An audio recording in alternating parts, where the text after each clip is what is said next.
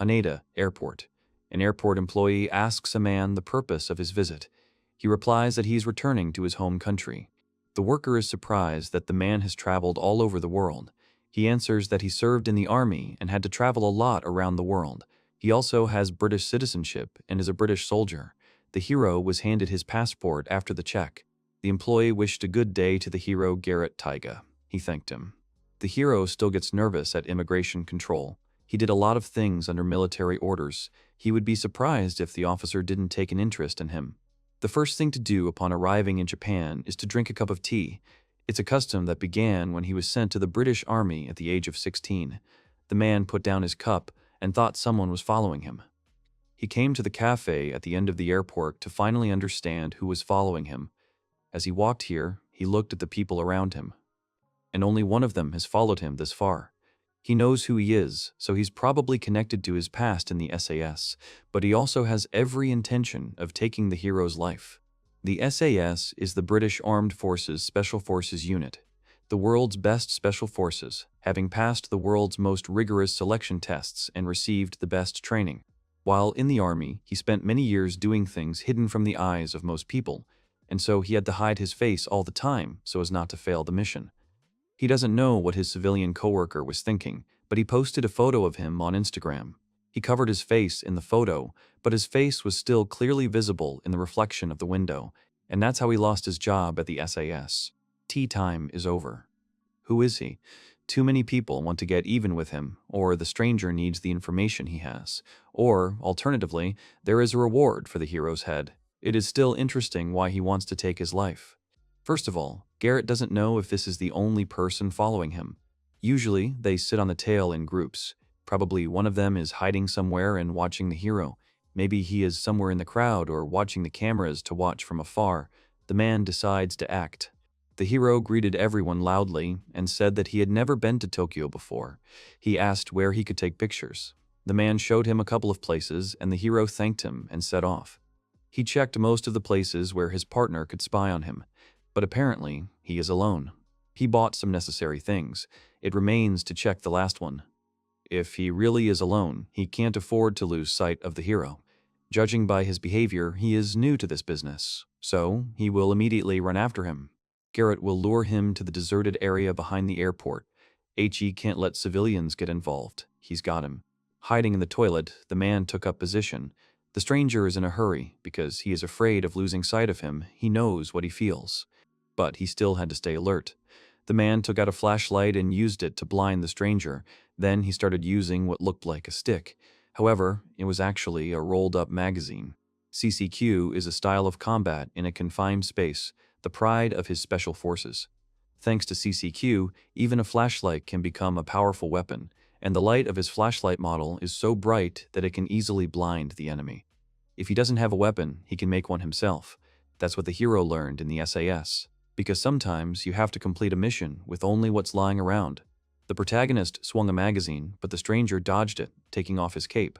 The hero removed the pursuer's hood, but it turned out to be not a man, but a creature with the body of a man, but the head of a bird.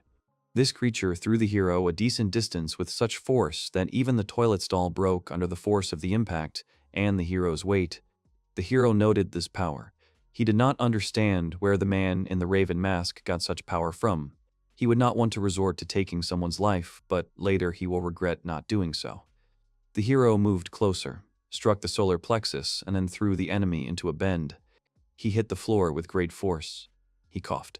It was over. Finally, Garrett would take off his stupid mask, but it wouldn't come off. A silhouette appeared from behind. The hero turned around. He assumed that it was the creature's partner. The man didn't understand what was happening. He checked everything. How did this man end up here? The stranger he had defeated suddenly rose to his feet and cast some kind of spell. A sword appeared in his hands. The man didn't understand how it happened. The only thing he understood was that he was in trouble. Between Garrett and unknown people continues. The man realizes that there is too little space to escape.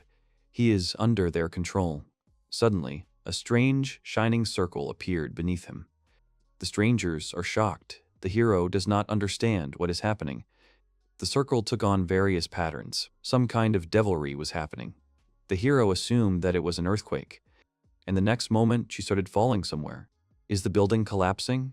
He was in some kind of rift in space. Everything around was glowing. It's as if he is inside something, and he is passing through it at a tremendous speed. Is he really sleeping? Suddenly, he found himself in the water. He must have fallen into the sewer. Turning on the flashlight, he began to look around. He saw something strange near the wall, namely, a column that was covered with moss and had strange inscriptions on it. It didn't look like a sewer. It looks like some kind of ruins, but what is it really? One passage is blocked by a collapse. The man does not understand why there is no hole into which he should fall. He noticed his poncho. It must have fallen out of his backpack. Maybe he'll find some of his stuff here. He noticed the man and suggested that he might be injured. It was a girl who was lying in the water in the debris. She was coughing. Garrett approached her, asked about her condition, and decided to examine her wounds. First of all, her head. With a brain injury, she would not be able to move normally. No injury, just a bump. Pupils react to light, so the brain is not damaged, maybe a slight concussion. By grabbing her by the armpits, he was able to pull her out safely without touching any possible fractures. It was necessary to pull her out so that she would not get too cold. Her face is pale, her lips are purple. Things are bad, she needs to be warmed up immediately. Suddenly, he noticed the girl's clothes. Her clothes seemed strange to him. The fabric of the clothes did not look like the usual fabric from the store. It's all strange. Are these ruins of something, or did all this fall here because of an earthquake? But he doesn't see any electrical wiring or plastic things. Suddenly, the girl woke up. She saw that her clothes were unbuttoned and was surprised. The man realized that she had misunderstood everything. He explains that her clothes were already lowered like that when he found her. The girl said something, but the young man did not understand her. The man doesn't understand a word. The girl can't even defend herself. He must find a way to understand her. He began to greet her in different languages. The girl started to say something again. The word earth flashed through her words. She asked if he was really a god, if he came from the earth. The man clarified what she was asking. Her eyes sparkled. She continued to say unconnected words about him being from earth and being Morabito. The hero didn't understand why she was so happy. She asked him to wait and took out a feather from somewhere. She starts tickling the man's nose. She tells him not to move. He sneezed, and a bird appeared from his nose, grabbed the feather, and flew away.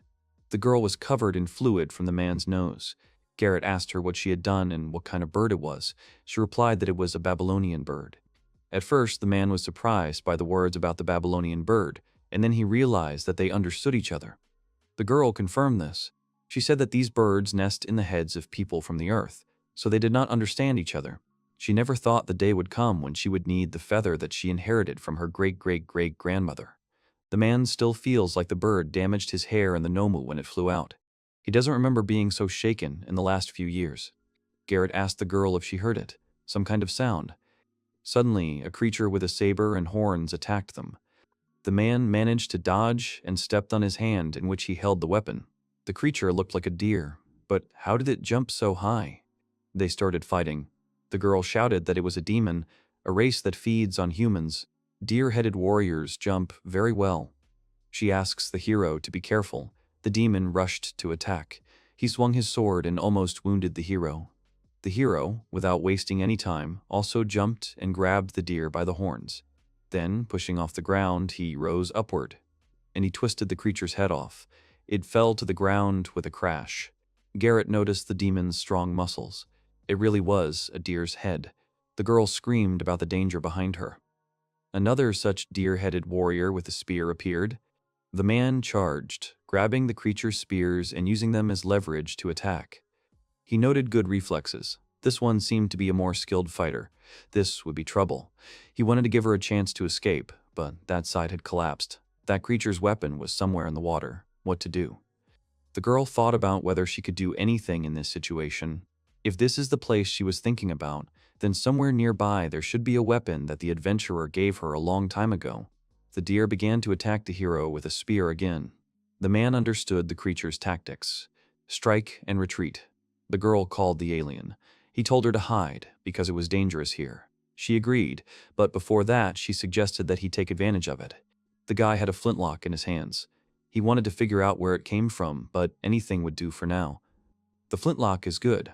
If you load it in advance, you can shoot it any time. Although he has never used such a rare one, the gun feels familiar. The hero fired and hit the head. The creature flew away.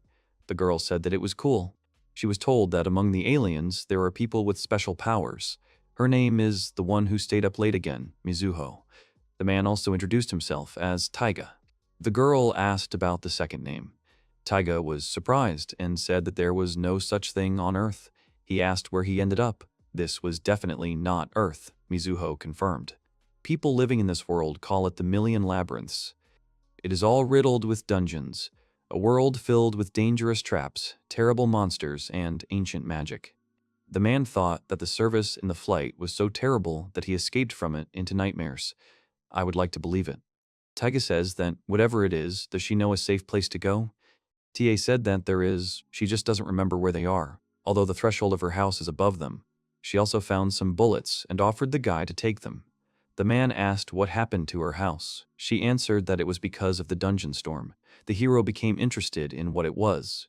The hero didn't have time to ask what it was, when suddenly that very dungeon storm began. Cracks appeared on the ceiling. Taiga realized that everything was about to collapse and rushed to the girl. He covered himself, and he covered himself tightly.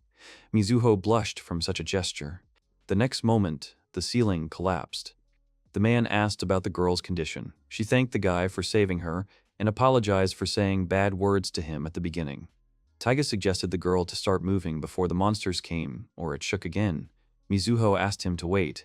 She took something out and said that it was impossible to live here without it. And these were glasses. She had poor eyesight. She put on the glasses and saw Taiga clearly. His appearance disappointed her. She said that he was different from what she had been told. The man noted that he was already an old man and suggested that they start moving. Taiga said that her house had collapsed and she now had nowhere to live. She said that this sometimes happens, but today it was shaking especially hard. The man asked about the difference between a dungeon storm and an earthquake. Mizuho said that on Earth, such storms are called earthquakes. Even though she had chased away the babble bird, there were still some incomprehensible words. This was very curious, and she should write it down. She began to write with a steel pen on the slate. Her hands were shaking. The man said that he should have noticed it earlier. He threw his coat over her. And he said that heat escapes mainly through the head and neck, so it would be better for her. The girl thanked him and said that she couldn't feel her legs and couldn't walk. The main character was surprised. A 2-degree drop in temperature causes hypothermia. Mizuho had similar symptoms. She was very cold and was only surviving on adrenaline. The man carried her on his back. The girl apologized for helping her all the time.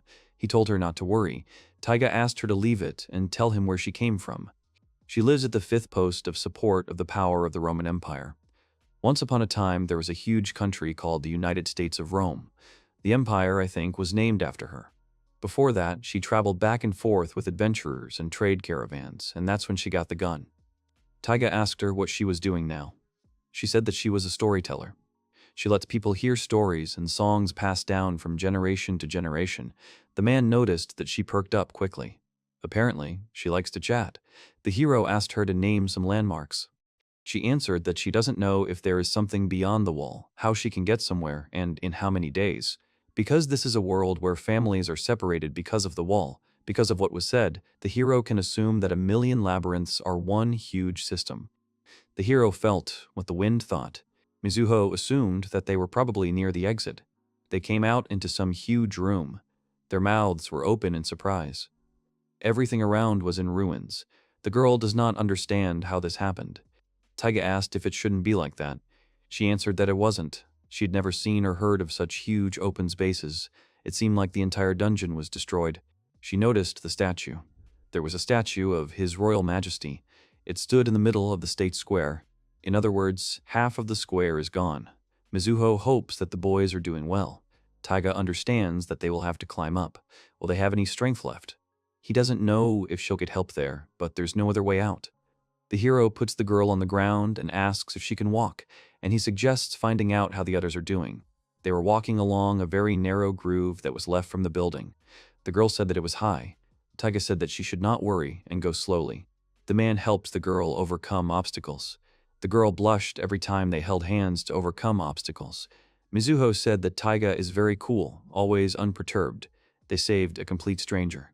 Taiga said that he doesn't know anything here, and if it weren't for her, he probably would have died already, so they're even. Mizuho smiled and told him that if he didn't understand something, he could ask. The hero thought that Mizuho was also a good girl.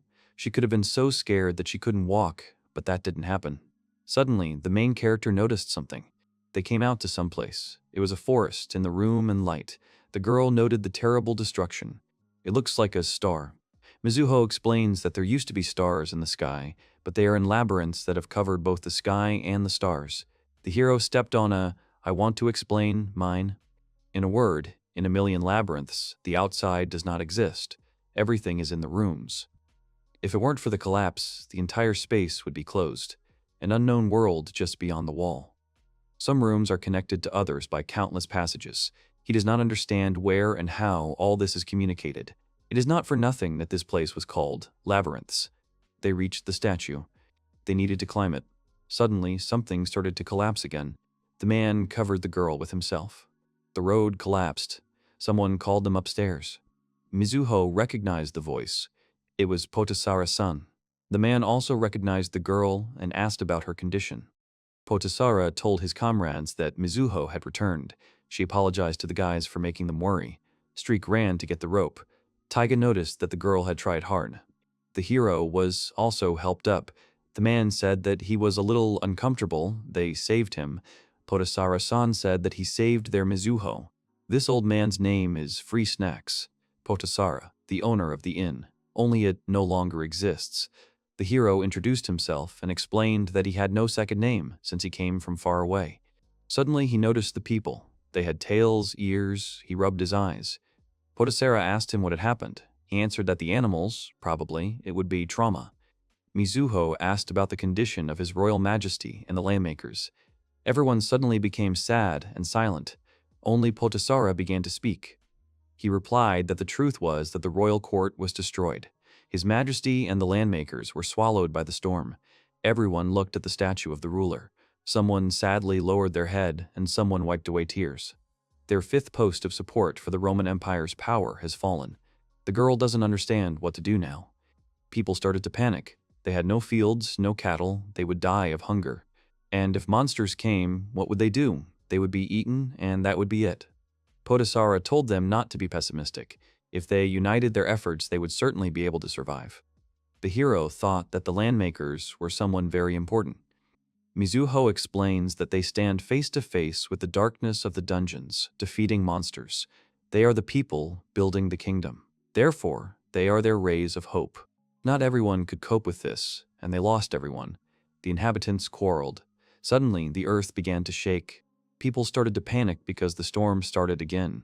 Taiga shouted to everyone not to move until the shaking stopped, and they also needed to duck and protect their heads. Everything started to collapse. The hero said that the square was tilting, and the girl had to hold on to it. Could it really be that everything was returning to a horizontal position? However, this is not so. The entire cliff began to move, but the tilt of the square stopped. The movement of the Earth's crust that cut through the labyrinth was happening right now. Can such a world really exist? The hero understands that everything is bad. Seeing the terrible monster, Taiga realized that he had entered another world. He said that he was giving up. He admits that this is reality. So this is reality. So this is what it's like to live in a million labyrinths. Many monsters appeared and started attacking people. Taiga doesn't understand what he's doing here. Suddenly, he noticed two silhouettes. These were the two strangers he fought in his world. He understands that they are still from this world. They brought him with them, but why? What do they want? He shouted at them and asked about their goal. However, he received no answer as everything began to collapse beneath him. The hero does not understand who they are. Suddenly, the avalanche stopped. People did not understand anything. Could they really be saved? Taiga said to check the people who were nearby before. The man walked to the end of the structure and realized that things were bad. He asked Potasara to come to him. The people around him trust him more than the hero. The old man asked what happened. The hero said that it would be best to evacuate everyone. The old man began to mumble. Taiga asked him about what bothered him about the stranger meddling in something that wasn't his business. He replied that everything was fine. He was the one who saved everyone. The man wondered how this had happened. Potasara said that he liked the hero. He said that he would someday treat him to a drink, Taiga-san, who has no middle name. The hero said that alcohol is good, but tea is better. Taiga realizes that those two definitely know something, maybe even a way to return to the old world. All people were gathered in one place. Everyone is safe. Taiga says that it is cold here, so he will make a fire now. The old man asks someone to lend Mizuho a sweater. The hero understands that she has a strong chill, and this is bad. Taiga turns to Potasar and asks him to make a fire, and he will return to the square to collect materials for kindling. He asks if it is too dangerous. It could collapse at any moment. The hero looks towards the statue and says that there is no other choice. Besides, someone might beat them to it. The man walked from room to room and collected resources. They seemed very cramped to him. How could this be a home? The toilet was just a tub in the room, a shared stove. Suddenly, he heard someone's voice asking if there was anyone there. The young man realized that it was behind that door. The girl behind the door says that she was shaking so much and asked what happened. When she saw the guy, she said that it was dangerous now and asked him to let her out. Taiga clarifies that this is not a prison. What did she do? She answered that she committed petty theft. The girl asked the guy who he was. His face was unfamiliar to her. He looked serious. He had the face of a man accustomed to exchanging lives. Taiga thought that she was observant and did not look dangerous, so he decided not to leave her. He asked where the keys were. She answered that they were on the right side of him, hanging on the wall. However, unfortunately, there is no wall on the right. The hero noticed a humanoid creature, stocky, with pointed ears and nose. The girl shouted that it was a demon, probably a scout. The others should be somewhere nearby. The man remembered that demons are cannibals. We can't let him tell his relatives. He must be eliminated. The hero fired and hit the target. The demon was defeated. But the other one was hiding nearby. That's bad. It takes 30 seconds to reload that gun. Trying to chase him is stupid. The girl asked if he wouldn't chase him. He replied that he couldn't. It couldn't be reached. Suddenly, the structure tilted. Everything started to collapse. The girl assumed that the key had fallen somewhere. The hero knelt down and took a hairpin out of his sneaker. He said that he would open it now. The girl asked him if he knew how to pick locks. He replied that he had learned it at work. The stranger realized that he was not ordinary after all. She suggested that he was also a robber. He asked her not to equate him with robbers. The hero opened the lock and they hurried away from this place. Along the way, the girl threw out versions of who the uncle was. The man threw her a sack and told her to help carry them. She happily agreed to carry the stolen items, but only if she got a share. The hero agreed. The girl was delighted, and they came to an agreement. The structure collapsed. They are saved. However, there was a terrible storm. It is dark, and nothing can be seen how such a deep crevice appeared. Taiga told the girl to be careful. The edge can be fragile. She said that she had an unusually exceptional reaction. Then she asked the guy to introduce himself. He told her his name and asked about hers. Her name is Trouble, Trotty, Pathetic Thief. Taiga kept thinking about that little demon. He asked about the high probability that he would bring the others. She answered that they also need food, and for them, people are food. It's hard when demons gather in a horde. They include tricksters, giants. They raid in groups like an army. However, if you quickly escape from them, they may not notice. The man says that the people of her country are hiding there from danger. Now they are not able to go anywhere. The hero suggested that she go to them. She replied that they had put her in prison, so that was not an option.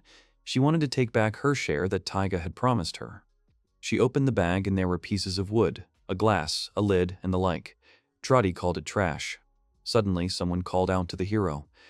It was Potasara. He asked Taiga if he was okay.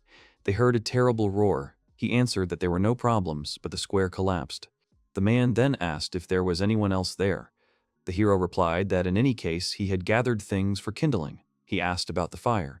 The old man squirmed for underestimating the man. They always called the magician to start the fire. They were used to a comfortable life. There must be some special infrastructure in this world. The hero said what he would do and called Trotty to help. The girl was hiding behind a collapsed wall at that time. People were surprised that she was alive and that he had freed her. Taiga said that she had dragged it here with him and asked why he didn't hand her over to him for now. People wanted to start complaining, but someone said that in their situation it was a good decision. He wouldn't cause any problems. He would have to look after her. The man asked Trotty if he could rely on her. She agreed, because she had nowhere to go anyway. She suggested making a fire with a flint. The hero said that first they needed to find a place. They went down to some ancient temple, a place of meetings. The man explains that this is a lowland, we will approach it, and it can protect us from the wind, and the surrounding stone, having absorbed the heat, will retain the heat longer. The junk they brought will become fuel. They need to be divided between themselves, and the hero will prepare a place for the fire. He took out some clump of hair. Then, making a spark with a special device, everything caught fire. Taiga says that it will gradually flare up now. Fire is born from heat. He asked them not to use things that are difficult to ignite and too big. Podesera understood why the cloth burns so well. The hero says that more fuel is needed. He asked to ask about who can give suitable things. When laying out firewood, air flows are taken into account. Since there is little fuel, air permeability should be reduced. Trotty brought all sorts of things that people gave. Podesara said he had saw boar fat. He suggested making lard. Trotty explained that it was used to grease musical instruments, similar to rosin. If you grease the wood, it will burn better. And the girls also have a wig. The hero lit a fire. Eiichi said that it was done. Now we need to help Mizuho. Someone called the hero and said that Mizuho had some strange symptoms. She is so exhausted that she does not react to anything. The guy tried to wake her up, but her body was cold as ice. This is the last stage of hypothermia. Trotty asked about the girl. The hero asked Trotty to spread a blanket from the luggage in front of the fire. The girl who called Taiga recognized Trotty and asked about whether she was the thief who had broken into Mizuho's house. The girl asked all the men to go to the other side. Taiga also decided to leave, but he would ask Trotty for a favor. She needed to undress Mizuho and lie down with her under the blanket. He wanted her to warm her with her warmth. The girl said to rely on her. She started to take off her clothes. The hero told her not to undress. She would freeze to death. When she takes off her clothes, one front should be folded and placed between them, and the other should be covered. Trotty said that she could sleep. He answered that if she wanted to sleep, then it was better to sleep. However, the girl was already asleep. Taiga noticed that they were like little children. The woman noted that it seemed Trotty was not as bad as she thought. The hero had heard that she was a thief, but that the victim was Mizuho, not. She replied that Trotty was caught before she could steal anything. Now the boys can be told that they can come back. The man decided to ask the girl to distribute the remaining blankets to those in need. She agreed and told him to go and rest too, but he had one more thing to do. Taiga shouted that he wanted people who were not doing anything to gather. There were a couple of tasks. The first was water supply. He told them to go and get water from the nearest river. The water must be boiled. If you drink it just like that, you will get poisoned. Next, guard duty. As we know, there are monsters in the dungeon. He wants people to take turns guarding the places connected to the outside world. One of the men asked what they should do if they were attacked. After all, they had nothing but knives. The hero replied that if they couldn't cope, they had to put out the fire and hide. To do this quickly, they had to decide in advance where to hide. And the man himself will walk and determine the place of the guard. He left the watch to Podesar. He reported that he had cooked soup from lard and offered the hero to treat himself first. The hero thanked him and said that the sick and children come first. Strick and the others agreed with him. The man stepped away and asked Sayakon to look after Mizuho. Suddenly, Mizuho woke up. She didn't understand where she was. She saw Trotty sleeping next to her. Sayakon said that she should thank her later because she had warmed her up all this time. The girl asked how long she had slept. She answered that it had been quite a long time. Mizuho decided to stand up, not knowing that she was naked. Sayakon explained that her clothes were soaking wet but would dry soon. The girl blushed and asked what happened. She assumed that Trotty wanted to rob her again and kicked the girl. Sayakon tried to explain that she had misunderstood everything and that she was wrong this time. She told her to shut up and threw a steel feather at the thief. The man says that they looked around the entire area and found the passage only here. Taiga said that they relied on him. Rostobi says that he worked as a guard. He even gave the smallest instructions on the job so that the hero can rest. Taiga thinks that for now he has done everything he could. All that remains is to pray that nothing happens. Mizuho saw the hero. He asked her if she could get up already. She confirmed it and handed him his cup. The hero noticed that it had a pleasant aroma. The girl explained that it was tea, in gratitude from everyone. The old man reminded the hero that he wanted tea. Sayakan told him that the villagers were rushing to grab whatever they could get their hands on. She went around everyone and managed to find him tea. The aroma was like a nut. The taste was unfamiliar to him, different from black tea. However, it was delicious. The soup was ready. At that time, Taiga was cleaning the gun, and Mizuho was sitting next to him. He explains that after the first shot, there was no time at all. She asked if something really happened. The hero thought about what he could say to Mizuho. First, he wanted to keep it between them, and suggested that they move away a bit. The girl was surprised to learn about the demon scout, so they know where all the inhabitants are. The hero replied that he missed one, so it was possible. There were bullets and gunpowder left for 4 shots, but if they came in a pack, it would be impossible to stop them. Now all the residents need help, so he doesn't want to worry them. The girl asked about that, so why do they need to tell them? But then she realized that they no longer had a guide, a king, who would protect them from disorder and fear. Overwhelmed by the fear of the labyrinth from which there is no escape, the inhabitants would certainly be divided. Still, they need those who will open the way in the labyrinth, conquerors of the lands, conquerors of the lands. Then Trotty came out to them and said that their soup would soon get cold. Suddenly, she screamed when she saw the huge room. Mizuho asked her why she was screaming. She answered that because of the darkness, she did not notice how huge the room was. The hero remembered that the inhabitants of this world were accustomed to living in small spaces from birth, so free space terrifies them. Come to think of it, Mizuho is quite brave. Just then, the girl had an idea. She began to pull Trotty out into the open. She resisted with all her might. Then she said that she felt better. The hero was only glad. Mizuho suggested drinking some soup and cheering up. Trotty asked if that wasn't rude. She replied that what was that about, that she wanted to attack her. Off to the side, children were crying and missing their mom and dad. The hero understands that they need conquerors of the land. Portasara, who greeted him with a smile, lost his wife and son. Everyone welcomed him, but they also lost a lot.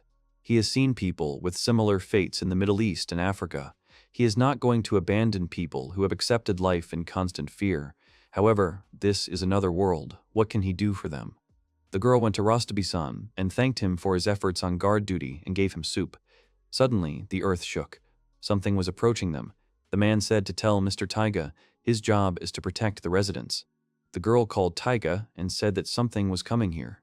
Suddenly, a giant demon appeared between the columns and crushed Rostabi. People started running.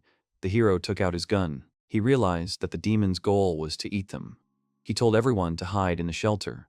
He also asked Trotty to pass on to the other guards. Mizuho had to take the children, and Podasara and Sayakan had to lead everyone to the shelter. Everyone managed to hide, but it only delayed their fate. There were only 2 ways out. Leave those who can't run and escape, or kill him and save everyone. But will the gun work on this giant? The hero pointed the gun at him and fired. The bullet hit him in the head. He had no time to think. However, the bullet only scratched.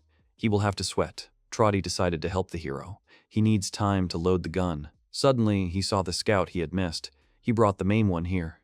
So what should they do? It seems the gun doesn't help much. The hero doesn't want any more victims and asks the girl for help.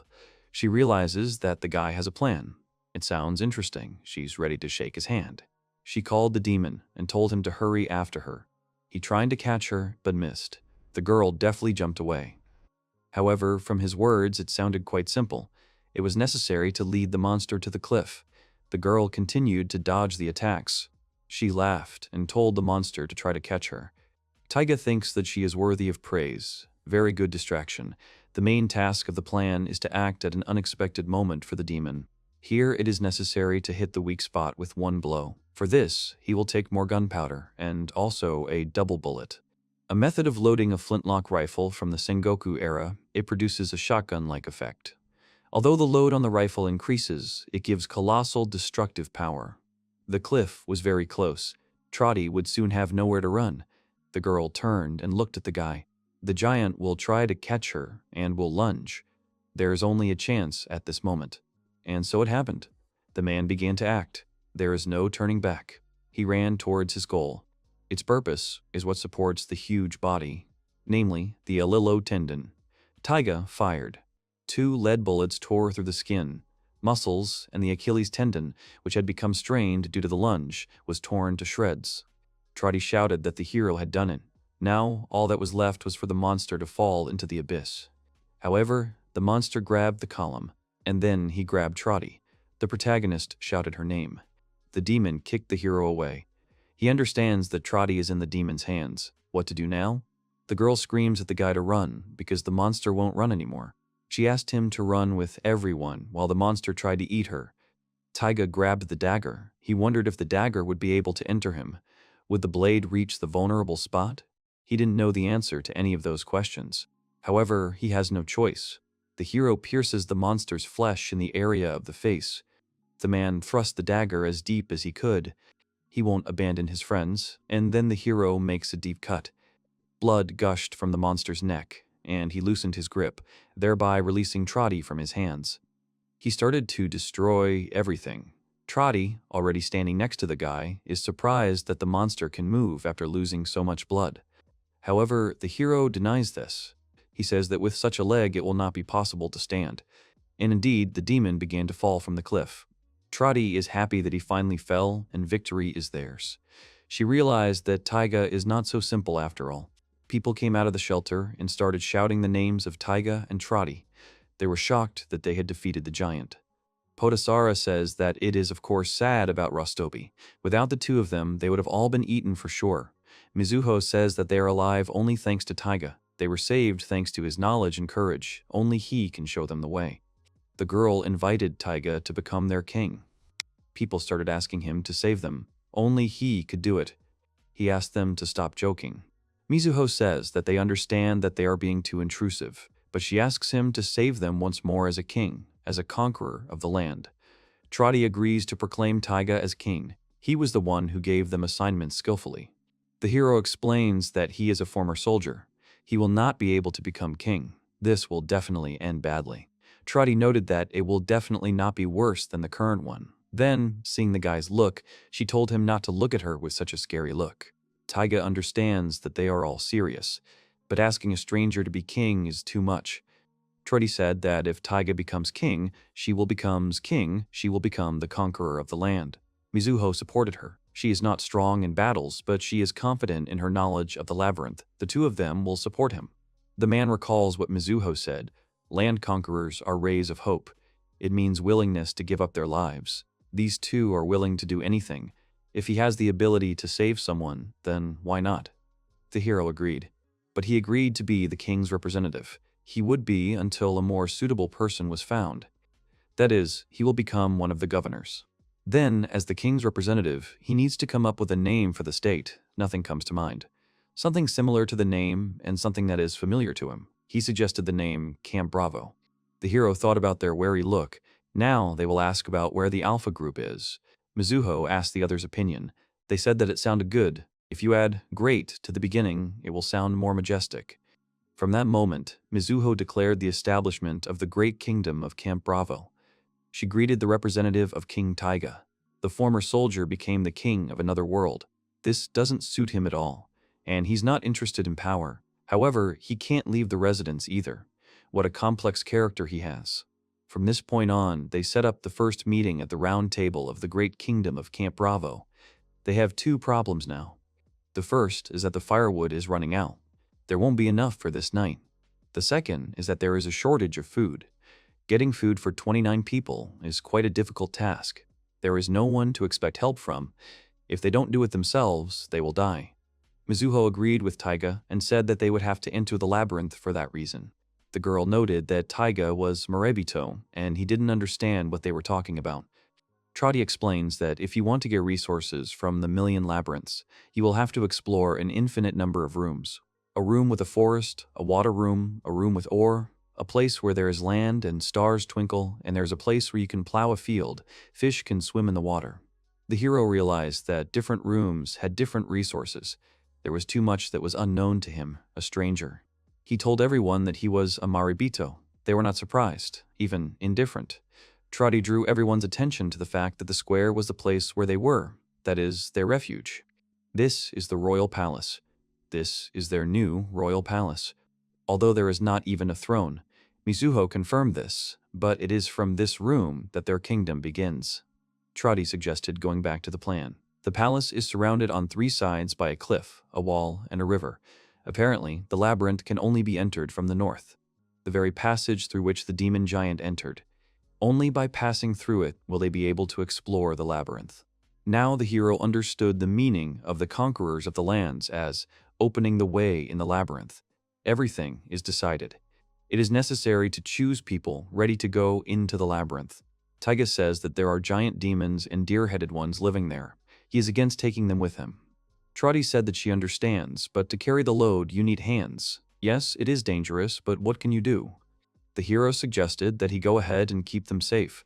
The girls objected, since he knows nothing about the labyrinth. They will choose those who have already been to the labyrinth. From experience, the hero understands that he should listen to the advice of the locals, but he is worried. Mizuho, as the minister, will choose who will go to extract resources.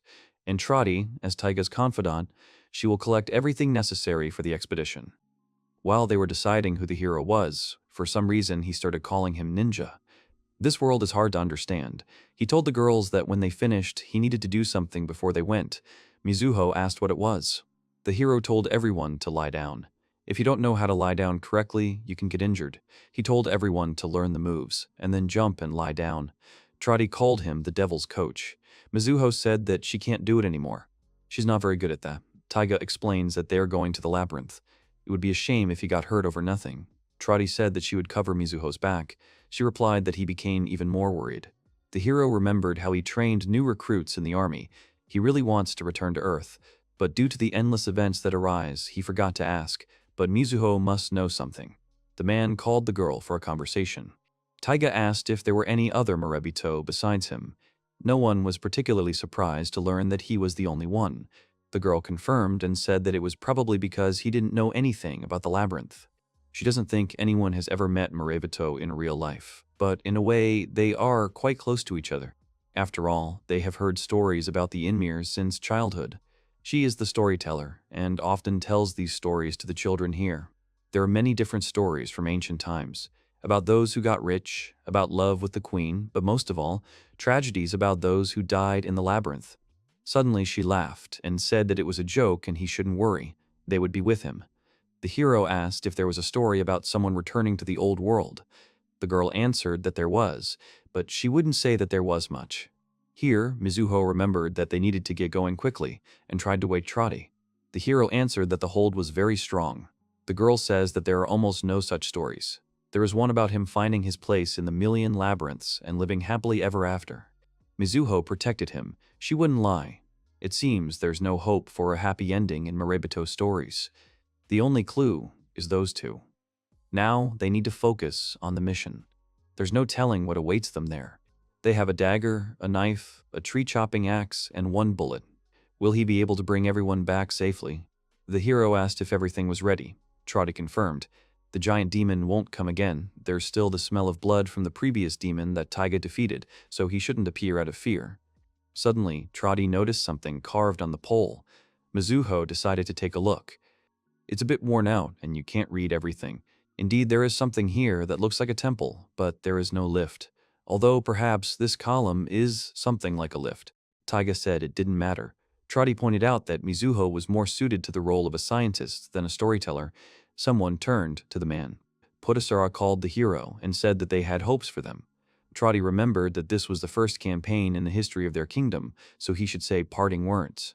The hero says that now they will go and try to get into the dangerous labyrinth for food and resources. They will try to return without injuries. The man was surprised that everyone was listening so attentively, because they trusted him. Even though he was given a fake position as the king's representative, they welcomed him, a foreigner, warmly. You can't just say anything. As a soldier, he had a special mission, and his platoon had one motto: those who take risks win. To overcome the looming fears, to win and survive. This is their way to victory. He swears to them, the people of the great kingdom of Camp Bravo, to stand against any danger that stands before them. People began to praise the kingdom and the king's representative. The hero turned his attention to the people walking with him. After all, the 6 people walking with him were worried. Mizuho asks them not to worry because the demon giant slayer Taiga is with them. The man asks if they are relying on him too much. Trotty says that it's time to go. It will be good if nothing happens. It's time to go. The first battle as a conqueror of the lands. Taiga says that he hopes that he can rely on the two of them. The girls agree and confirm this. The hero thought there would only be passages made of stone walls, but how this labyrinth was created after all. The man told everyone to stop. Trotty found something ahead. The messenger runs. They trusted Trotty with reconnaissance. The hero asked what they found. She answered that there was someone further on. There was a lot of feces on the ground. The hero told the 6 of them to stay here, and he and Mizuho would go and check whose feces it was. They came to Trotty. She told them to come closer, but quietly. She pointed to the feces and said that she had found them. Mizuho said that it was bat feces. Then the girl told them to look further away. There was a lot of feces, but there didn't seem to be any mice nearby. The hero said that on Earth, bat feces carry diseases. Here too? Mizuho confirmed. They say that if you touch the droppings, you can get sick. Taiga told them to cover their nose and mouth with a cloth. They will check the safety. Trotty goes with him, and Mizuho stays. She was indignant. She can fight too. The hero understands this, but what if they all die? He asks her to protect those 6 behind. Trotty said that Mizuho was the minister, so she could entrust the battles to them, and watch from there how good she was in battle. The girl sighed. Big bats. The hero's soul felt lighter. They live on the ground too. However, perhaps it is worth discarding at least some connection with the land. 2 bats attack them. They fly silently and with great speed. The hero says that it is more difficult than he thought. He asked Trotty about the method that can destroy them. She answers that if he can knock them down, then victory is his. That's the point, how to knock them down. The destruction of large bats is the first task of the conqueror of the lands. The girl noticed that the mouse was trying to catch the moment at the top, and said that then she would attack first. She jumped, pushing off from the stone columns. Trotty approached the mouse with a dagger. She cut the neck of the first mouse, and then said that the second one would remain with Taiga. The second one is on him, but he has lost sight of it. His flashlight is too bright, so it will only blind Trotty's eyes. Suddenly, he hears the mouse moving. She attacked from behind, but the hero dodged. He figured out exactly how to kill them. They use echolocation to find food. They emit a cry beyond human hearing and use the echo as a radar. Even echolocation is not audible. They themselves scream very loudly, and this vibration affects the ears. You just need to concentrate on it. The mouse approached the man. He was preparing to strike. In the next moment, he ripped open the creature's belly. Trotty praised the guy for his excellent work.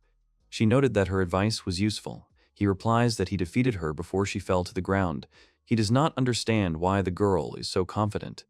E was lucky that it wasn't a flock that attacked. Now they had something to eat. The man remembered what his friends had said when they visited Papua New Guinea about how they had tried bat meat.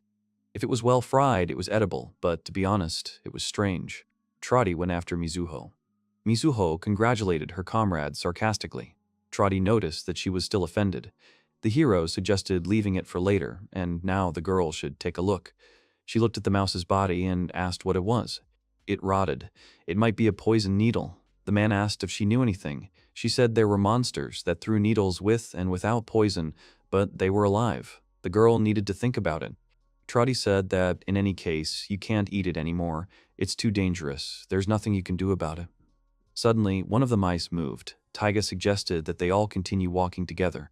The girl followed the remaining 6 guys. The man says that there is only one road, but it is worth making sure. They left the palace on the north side, but moved a little to the east.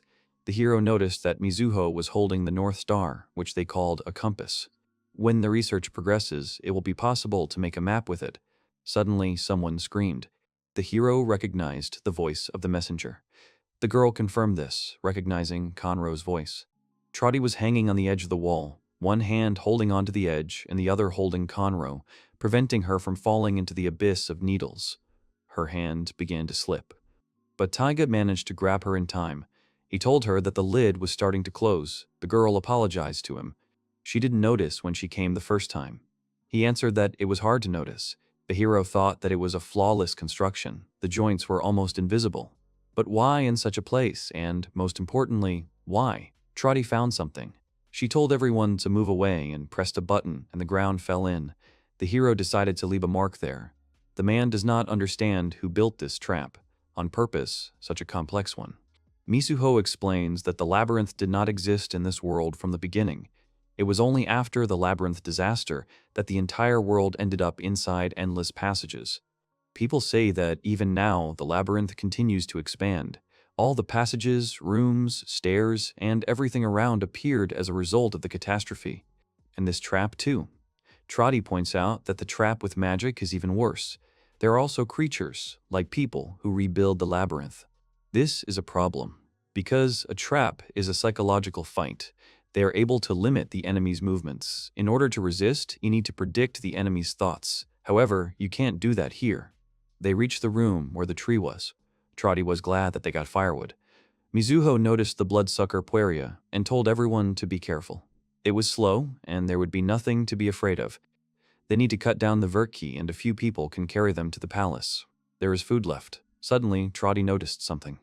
The saw boar was caught by the bloodsucker Pueria. Now that's delicious, just right to celebrate the creation of the kingdom. Mizuho was surprised that the strong saw boar lost to Pueria. Maybe he was wounded. The hero asked if there were trees here that could grow without light.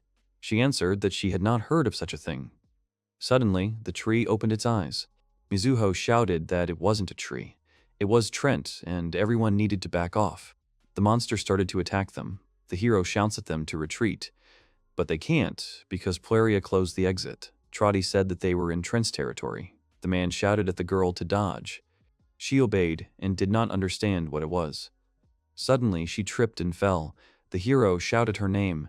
She said that she was fine and it was nothing. However, Trent had already grabbed her leg.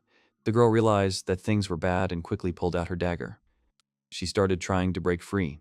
The hero cursed. Trent started to attack. The man decided to save them later. They needed to escape from the attacks. Many branches were flying one after another. You can't even get close. The monster smiled and attacked the heroes. Taiga analyzed what was happening. It looks like it's covered with real bark on the outside. It's pretty strong, and the branches are very long. Things are bad. But while its roots are in the ground, it can't move. It is necessary to take Mizuho out of its attack radius. The hero stood up and began to attract the monster's attention, but it did not react. The man hissed. He shouted for the girl to jump forward. She did so, thus avoiding the blow. Taiga asked about the girl's condition, and he himself thought that he was closer to the monster, but it attacked the girl. Mizuho replied that she was fine. Apparently it didn't reach any further, but there was a bloodsucker Pueria behind her, and for that reason she couldn't move and was forced to stand still. Taiga understands that this is a crazy symbiosis, but there must definitely be a weak spot. If only Trotty were with them. He wanted to help her, but there was too much Pueria. It was impossible to save her without Trent getting caught. The others had been captured too. He would have to deal with them and Mizuho. If there are eyes and a mouth, then there must be organs inside. He will have to deliver fatal blows to the most vulnerable places, the mouth and eyes. As he noted, his movements are limited by hard skin, so if he gets close enough, he can probably attack without hindrance. Taiga was about to shoot the monster when it suddenly began to pull its roots out of the ground. The hero said that this couldn't be. Mizuho noted that the creature could move. Things are worse. He's heading for Mizuho. If he had a blind spot, he could get closer. He was hunting in a large, dark room. How does he navigate? He didn't respond to the scream. If he has no hearing, all that remains is the scent. He caught the scent of his approaching victim, looked for it with his many eyes, and attacked it. Initially, eyes are needed to catch light. His eyes adjusted to the dark labyrinth, so they catch even a small light and shadow falling from an object, and so he determined the location of his prey. It can be concluded that he sees poorly in general. But why does the monster attack Mizuho? Does he prefer the smell of young girls? Preference in smell? The hero understood. The monster avoids the hero. Avoids the smell of the demon giant's blood coming from him. He washed everything off, but the smell of blood doesn't go away so easily. Moreover, it's fresh blood. Since he has a developed sense of smell, he definitely felt it. There is only one road from the palace to this room. The demon was definitely here, but there are no signs of a battle. This is because Trent understands his weakness against the giant, so it is natural that he attacks Mizuho and not him. In that case, all that was left was to deceive his eyes. The hero shouted to Mizuho to catch. This is a very bright flashlight from the ground. Taiga shouted at her to shine it directly at him. The girl turned on a very bright flashlight and pointed it at the right place. Trent saw a huge shadow on the wall. He panicked. and he decided to attack the enemy. The smell and the fabric made his fear come true. He would certainly give all his strength to eliminate the threat. As he gets closer, the shadow disappears, but once he gets closer, victory will be in the hands of the protagonist, Taiga. He runs to Trent's eye and thrusts the weapon into it. However, he, in turn, decided to make another attack. The hero did not understand what was happening. The man deftly dodged the attacks. He thought that the tree was joking. He was hitting himself and was ready to take damage, but he continued to fight back. And how could the hero attack him? One attack almost reached the hero, but he managed to react. However, he no longer has the strength to dodge. Suddenly, the attack stopped. The hero did not understand what was happening. An axe hit one of his eyes. It was Trotty's axe. She apologized for being a little late. Taiga said her name. She said that she had promised to cover her back and apologized for not living up to expectations. Mizuho shouted that there was nothing to worry about. She could fight too, and the next moment she dealt damage to Trent's eye. Trotty explains that Trent's attention was on Taiga, so Mizuho was able to save them all. The girl shouted that the creature was weakened and suggested that they all defeat it together. Mizuho swung and struck again at the eye. She said that they can't lose here. Trotty, jumping high and trying to get to the eye, shouted that the lives of all people were on their shoulders. They couldn't just stand there. She also wounded Trent's eye and then told Taiga to finish him off. The man thought that Mizuho was a withdrawn and weak girl, but she was strong. She had a strength that she was not afraid to fight. And, in general, exactly like those words, he who takes risks will definitely win. The hero began to approach the monster. And then he hit him in the eye. Some liquid gushed out. Trent began to fall and then was finally defeated. Taiga said that the target was successfully destroyed. The 6 people were freed and rejoiced. The bloodsucker Pueria retreats. Apparently, they all managed to fight back. The hero did not expect it, but Mizuho is much younger. He turned to her and told her that she had helped him out. She replied that she was, after all, a conqueror of the lands. It seems that the hero began to understand that it is fearless to fight for oneself, for the people. They are the conquerors of the lands. Mizuho suggested taking the sawbore and Trent's branches and heading back. Trotty says that she is in anticipation. Is it really that delicious? Mizuho began to describe the taste of the meat in as much detail as possible, and the hero said that she convinced him. Then the next exploration would start from that passage. This time, they didn't have to use a bullet, but it was unknown what would happen next. They needed to prepare well. Suddenly, someone said something they were interested in. The hero turned around. Some monster noticed a huge number of people. Before the heroes appeared, a demon with the body of a lion but the head of a goblin. Mizuho said that it was a manticore, a dirty and evil monster. The creature asked them to tell him where the human nest was. Taiga realized that in this world, humans were at the bottom of the food chain.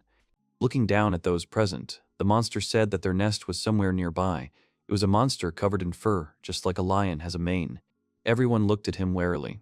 Mizuho said that this monster is called a manticore. She urged everyone to be careful, because it is an evil creature with high intelligence.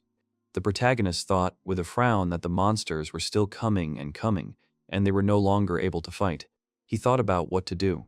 At this time, the monster laughingly told them not to be afraid. He also added that he would not touch them, but they would have to sacrifice someone, a young girl, to be precise. Mizuho began to protest, to which the monster replied that he did not like being contradicted. His impressive size greatly exceeded the height of the people around him. He told the people not to think that any man had the right to do this. He could destroy everyone right now. The protagonist thought that they had nowhere to run. He thought about the possibility of confronting the monster, after which he said that they would make a pact. The girls were shocked by his statement. He said that there were many conquerors of the lands in their kingdom. If he gave in, they would not attack either. The group of people looked at the monster with confidence. He added that if something happened to them, he would face inevitable retribution. However, they did not want to lose people. He asked him what he thought about it. The manticore continued to laugh at them. She said that she seemed to realize that there were so many of them that they didn't even have enough weapons. After that, the monster screamed deafeningly about what she had said earlier so that they should not dare to contradict her. Along with her scream, a large number of bats flew towards the people. Screams began to be heard from all sides. However, the protagonist stood calmly in his place, covering his face with his hand, while the monsters flew over them. The monster said that now he will understand his place. However, the main character, without the slightest doubt, headed towards the monsters, attacking everyone in his path. With his sword, he destroyed one after another. He realized that he had to at least let the common people go. He shouted for everyone to retreat and not run away. They had to protect each other. However, people were running away in panic and screaming. At that time, the girls were helping to fight the monsters. Trotty cursed and said that she realized where the whole flock was. 2 more bats were approaching, baring their mouths. The girls skillfully destroyed each of them, while reporting that they had dealt with another target. Standing back to back, Trotty said that they were good at fighting together. Mizuho confirmed her words. She thought to herself that something was wrong here, as if the big bats were obeying the manticore. Meanwhile, the protagonist got close to the monster. He understood well after the demon giant and the treant that even a monster can be destroyed. While moving, Taiga aimed towards the manticore. He knew he only had 1 bullet left. He decided to shoot between the eyes to finish it off. However, at that moment, a bat appeared in front of him, as if deliberately blocking the line of sight. The protagonist dodged it with displeasure. He noticed that the monster had needles stuck into its neck. He realized that it was the same needle that the 2 bats in the cave had. If you look closely, others have them too. Comparing these facts, he realized that the monster is controlled by a name. He was distracted from his thoughts by an unexpected cry. He saw Conro being carried away by a bat, grabbing her by the shoulders. She was calling for help. Mizuho shouted at the protagonist to shoot that big bat, but he replied that it couldn't be done because it might hit the girl. The manticore began to hide inside the cave, saying that this was their last supper and they would not rush through the meal. Soon they would find the nest. She told him to wait for his time. The bats and the girl followed her.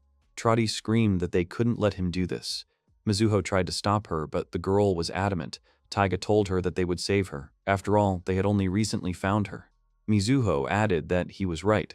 Besides, there was only 1 road that led to the royal palace.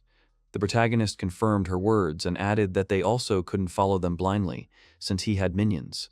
He said he thought it was the poison needles. The girl said she knew it. She couldn't believe she actually had control over them. The man said that it would be best for them to gather resources and head back. If they worked together, I could make a shelter. The people agreed, and Taiga told the girls that they would go save Conro.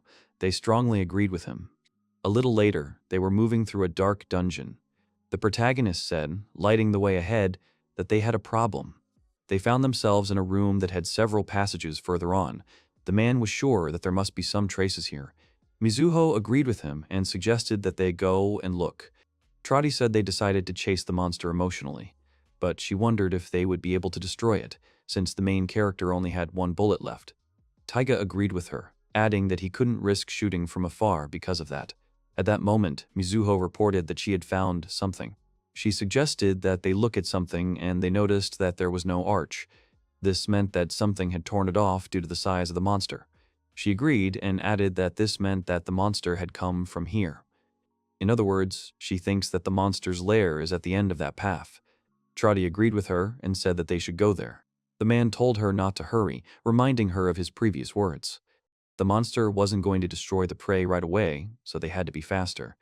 That meant the monster would be waiting for them there. Trotty asked why they didn't just set up an ambush. They told her that no matter how you look at it, it would be hard to stab them in the back.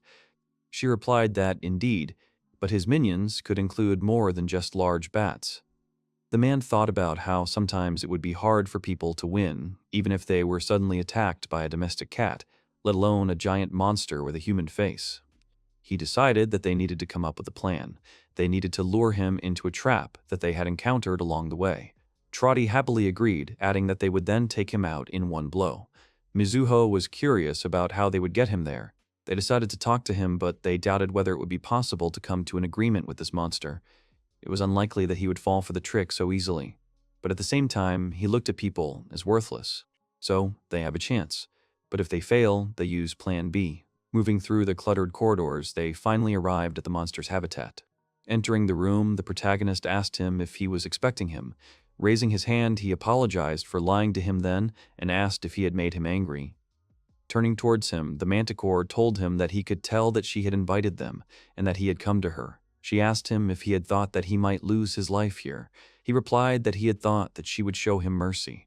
She replied that he was a very unusual person, since he was not afraid of her. With his hands raised, he protested that he had not said such a thing. She asked him if he liked the place. Taiga didn't understand her. She said that there was a kingdom here that she destroyed. She destroyed the local leader and made the people submit to despair. Despair in her face. She laughed at her own words. All those who did not want to part with life sacrificed their children, and those who did not have children betrayed their friends. She wanted to feel it again by destroying his kingdom. That's why the monster invited them into his lair. After these words, the protagonist realized that they would not come to an agreement, and it was time for Plan B. At that moment, Trotty threw a gun to the protagonist, who said that they would make her feel her despair. The manticore replied that she knew they were hiding. She prepared to attack the humans again, sending giant bats towards them. She opened her mouth wide and screamed that all humans must disappear. Taiga told Mizuho to start her attack. The girl told them not to turn around at all. After that, she started using magic, which caused the surrounding area to become lit up with a bright light. The bats began to fall to the ground, screaming and squeaking. The manticore closed her eyes from the bright flash, not understanding what kind of light it was. Trotty said that the monster was the most naive here. Next time, she should not underestimate people. Taiga ran to the attack, calling on everyone to ignore the bats and attack the manticore.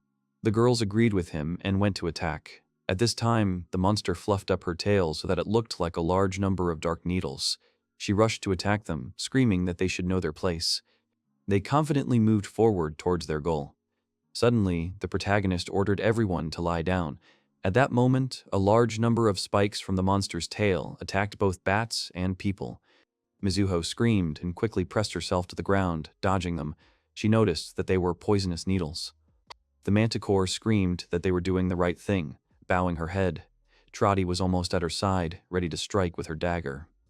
Noticing her, the monster prepared to launch another attack with its tail, telling them not to think they could get close to her. However, the girl deftly dodged each of her attacks. She answered her with a smile that she hadn't thought about it, because it wasn't her job. The protagonist found himself behind the manticore. He thought he had entered its blind spot. But the monster immediately noticed him, deciding that he was very naive. She immediately struck him, but he was able to dodge. He asked her if she really thought he had no more bullets, and he thought to himself that he had only one bullet left and he had to hold on to it. There was not a single poisonous barb left on the monster's tail. She rushed at him, opening her mouth wide and releasing her claws. She screamed that she would destroy him before he could do anything. The protagonist rode across the ground straight towards her, not lowering his gun. He had one goal, to shoot her eyes out. He chose the right moment and fired right into the monster's face. The blow literally threw her back. The girls looked at them in amazement, wondering if they had succeeded. Taiga had indeed hit him right in the eye, but the monster, looking at him with the other eye, smirked. She struck with her paw near the main character, causing pieces of the floor to fly in all directions. The man realized that she had dodged, raising his head. But he was pleased that he had taken away her left eye. Now he could attack from her blind spot. She screamed that she knew what he was thinking. She told him not to underestimate her. At that moment, the dark needles appeared again on the tip of her tail. Taiga was amazed by the rapid regeneration. He shouted at the girls to dodge and run to other rooms. The girls quickly obeyed him and ran to the sides. The monster roared that they could not escape. She would plunge them into despair and destroy them all, tearing them to pieces. Her scream literally shook everything around her. The bats moved along the half-destroyed corridors, searching for the escaped people. They looked into literally every room, not missing anything. Taiga thought about the large bats patrolling the area. Their numbers had diminished, but they were still causing them trouble. He wondered if the girls were okay, but he was sure they could handle it. He should think about how to destroy the manticore. When he entered the room, he thought it was a barn. If there was the right drink here, he could make a Molotov cocktail, but if he found gunpowder, it would be perfect. He decided that this was the best he could find here. He assumed that these were the things left over from the genocide of the locals. Suddenly, he saw a human silhouette ahead. He realized that it was Kanra. The protagonist looked around carefully and realized that he could not see anyone. He carefully entered the room where she was and called her in a whisper. He asked her if she was okay or not, to which she replied that he should not come near. He did not understand why she was telling him this. At this time, a strange substance was forming on the ceiling above him. Suddenly, he felt like he was in water. But after thinking about it, he realized that it wasn't water at all. That was why the manticore heard the slime. She thought that was great, because she had found them. Taiga and Kanra were literally drowning in the monster's body. They understood that it was a living creature that was absorbing them. At this rate, it would be the end for them.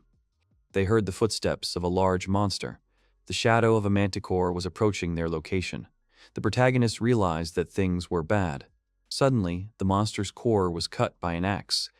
Because of this, the slime's body literally fell apart. They were able to escape from this trap and saw that Mizuho had saved them.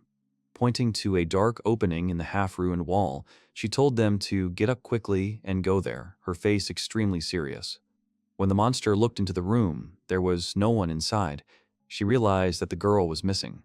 She was unhappy with the useless slimes and said that people should not think that their last moments would be quick. Taiga thanked the girl who told them to wash themselves with water, because slimes are not very strong, but they absorb life energy. If you caught a slime, you need to destroy its core. A piece of the wall moved aside, and someone's hand appeared. Trotty appeared in the doorway, very happy that they were okay. Mizuho was surprised that she had found a secret passage. The girl replied that she knew when she felt a breeze coming from the cracks between the bricks. It was quite a large kingdom. They had prepared escape routes in case of emergencies. This was exactly the kind of resourcefulness one would expect from a former thief. The girl added that she thought there were several more secret passages here, and one of them must definitely lead outside the kingdom. She came across slimes in the room she passed through. She realized that they were here too. The protagonist thought about it and told her that he wanted to make sure of something. Trotty looked around, thinking they were in a warehouse. Taiga said there were a lot of things here that he didn't know anything about. He picked something up and asked to look at the powder, which looked like wheat flour. The girls confirmed that it was flour, and were surprised that it could be so rare in his world. He replied that it was not, he just didn't know they could create flour. They replied that they could grow wheat if their fields were exposed to starlight. But in the dark, nothing would grow. Looking at the man lying down, Taiga realized that he had only taken flour with him despite having other food items. It seemed that he had been destroyed by other people while gathering supplies. This was how this kingdom met its end. There is no point in secret passages if people don't know about them. These people had a hard time parting with life, unable to even eat. The main character said he was done. The girls didn't understand what he was talking about. He couldn't let his subjects meet the same end. Showing the pouch, she told the girls that he had something that could destroy the monster. They carefully moved along the secret passages, watching the manticore. Taking the bags in their hands, they said that they were ready and decided to go. Jumping out into the corridor in front of the monster, they realized that they just needed to throw the bags and then run as fast as they could. The monster saw the smoke and decided that they were not capable of anything smarter. She laughed and said she still had big bats. They shouldn't think something like that would work on her. She stood in the smoke and said that she knew everything, knew why they came to her and why they left the others. She did not understand. Could they not have found a more effective way to defeat her? She decided that they had naively decided to restrict her movement, that they were waiting for her to come out of the smokescreen and fall into a trap. Poidu said that she was very talkative. Taiga asked him if he was afraid of them. Then he added that she was talking to calm herself down. The monster was shouting at him not to get cocky. She was laughing and saying that she was far superior to them. All they can do is ask her forgiveness and wait for her mercy. The protagonist thought that the girls were already safe. He answered her that he would show her something interesting. The manticore was interested in what he was going to show. The man replied that it was a gift from him. At that moment, his gun appeared in the smoke. At that moment, all the tiny dust particles around the monster exploded. A mineral explosion occurred, causing the monster to twist in pain. The main character ran away, thinking that there is nothing worse than an explosion in a closed space because of the blast wave, which is very difficult to escape from. The man was in a great hurry. Now he needed to find shelter, as the wave had almost reached him. The flames caught him from all sides. However, he was covered by a liquid substance. It was the slime that covered him. He destroyed his core and said, shaking it off, that he would never do that again. At that moment, part of the roof collapsed near him. It was dangerous. Everything started to collapse. The monster said that she knew that this explosion was technology from another world. She added that he was probably not born in this world and was a guest from afar. She added, laughing, that an ordinary person would never destroy her. He approached her and said that he wanted to ask her something. He wondered if she had heard anything about a man with a bird's head and a staff of light, and a man with sharp fangs covered in mist. His words surprised the manticore. Taiga added that they were the ones who brought him to this labyrinth. That's why he's looking for them. She replied that she knew them. One of them lives above the dungeon, and the other in the deepest abyss below it. Their names are Hirais and Deepwan. The protagonist was alarmed by these words. The beast added that it meant he was truly unique, since they were the ones sent after him. But it was still strange that they went after him together. Another roof collapsed. Rocks fell on the monster. Taiga asked her again what she meant. She replied that they would give everything to destroy each other. She wanted to say something else, but the stones finally covered her entire body, and the main character could only look shocked and curse. At the same time, everything finally collapsed. Giant beams fell right in front of the girls. They called out to the main character in shock. They were discussing that perhaps the explosion was too strong and did not know what to do. Trotty said that they had to go after him. Just then, the protagonist emerged from the secret passage, saying that they had been here all along. The girls were very happy to see him back. He said that he thought they had succeeded and that it was time for them to return to their palace. When they came out, there were shouts of joy that they had returned. People praised their king, saying that their country would prosper. The girls said that the main character's congratulations would be special. The man shouted that it was time to have a feast. They needed to celebrate the success of the first expedition. Later, they gathered in a room where everyone discussed what was happening. Seeing Taiga's drink, Mizuho asked what it was. He replied that he had tried brewing tree roots. She decided that it was some kind of tea. It seems that the labyrinths value tea very much. They were wondering if there was any in that warehouse. But it was unknown, but there was a lot of flour there. Perhaps these people had large fields. The main character couldn't believe that such a big country had come to an end. Trotty said that it wasn't right for the hero of the occasion to make such a face. She told him to keep his chin up. They had a gift for him. She showed him the necklace, saying that she thought there was no one left to wear it, so she took it for herself. He replied that it was to be expected from a former thief. Mizuho added that it looked like a royal heirloom. Taiga thought that they were able to get out of there alive and well, find a lot of supplies, and finally, he learned something about those guys. It was a serious test, glad no one lost their lives. However, it would be nice to find some tea. He made many good friends. The girl asked him how he liked the tea. He replied that it reminded him of something. It was a taste he would like to call the taste of victory. Mizuho adjusted her glasses and, beaming, told the boys that as far as they knew, they had successfully returned from their first expedition yesterday. They managed to resist an army of large bats, fearlessly fought a huge ant, and defeated a treacherous manticore. And finally, they took their first step towards founding the great kingdom of Bravo. Those around her admired her spirit, and she added that it was time for them to check the trophies they had received. They obtained bark and branches of the ant, vines, bones, and tusks of the boar. They also collected the skin of the great bats and the poisonous quills of the manticore. Taiga said that they couldn't take it all out at once, after all. He wondered if they should go back for the rest. Trotty said that going there wasn't the best idea. She added that the labyrinth is inhabited by scavengers who eat the destroyed monsters.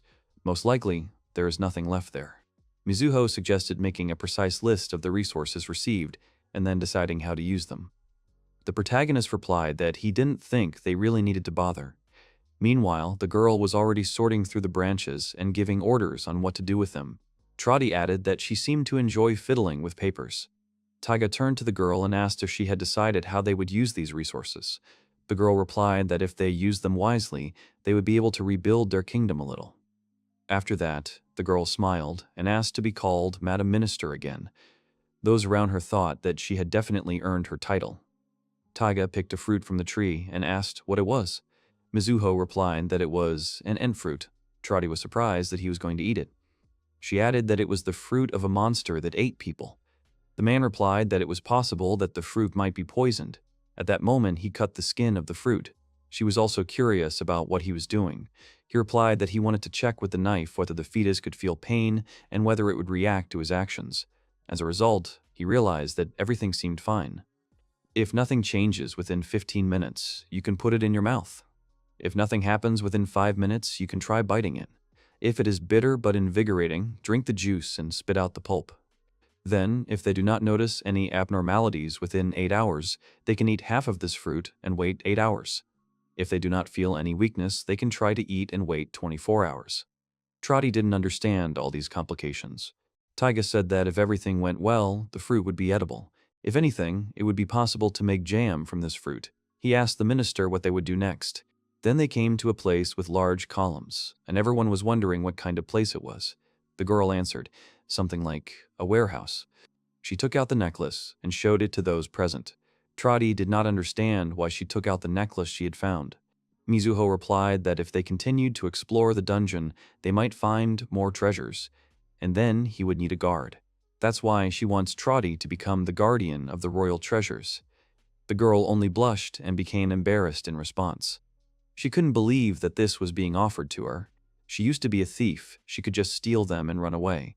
The minister told her that she didn't know anyone else who could take over the job. It was unlikely that anyone could be a better thief in the kingdom. The girl was embarrassed by this. The protagonist thought that she didn't notice that it was a trick, although he agreed that Trotty was suitable for the role.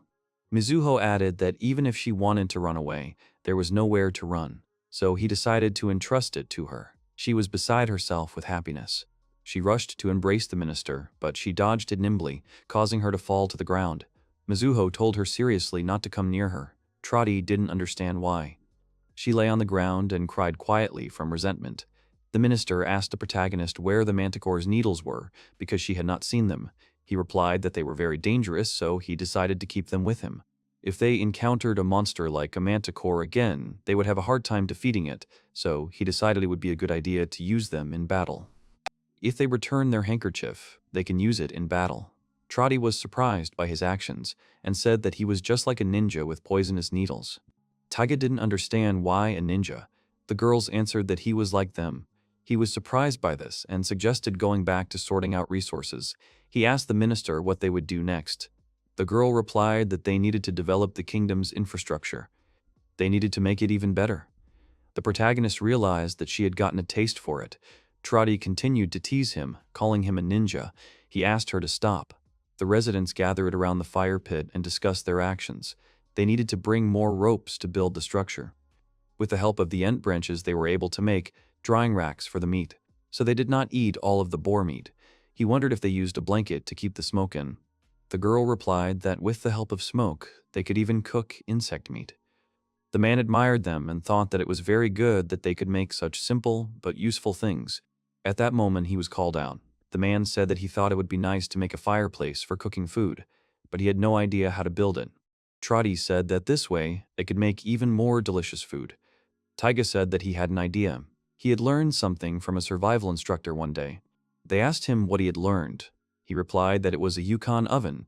It is better to see once than to hear 100 times. He suggested collecting materials. First, we need to collect stones and clay. They started assembling. First, you need to mix the clay well. You need to lay out the stones in a circle, but you can't forget about the hole for food. The higher the stones, the heavier they should be so that the base of the liver does not come apart. Using clay, they will create a stable structure. A wide stone with a smooth surface should be placed on the very top. All the heat will accumulate here. Mizuho asked if the pot would stay there. He replied that they would use it as an oven and said that everything was ready. The chef was delighted with the result. Looking at her, Potesala said that now he can cook anything he wants. Taiga told him to use her as he wants. The man's eyes filled with tears of happiness. When he lost the store, he thought it was all over. But now he has hope and will do everything he can to reopen it. He will always cook the best food for his savior. The protagonist thought that he would probably never get used to such words of gratitude. Trotty happily asked to prepare some fruits for her like a dessert.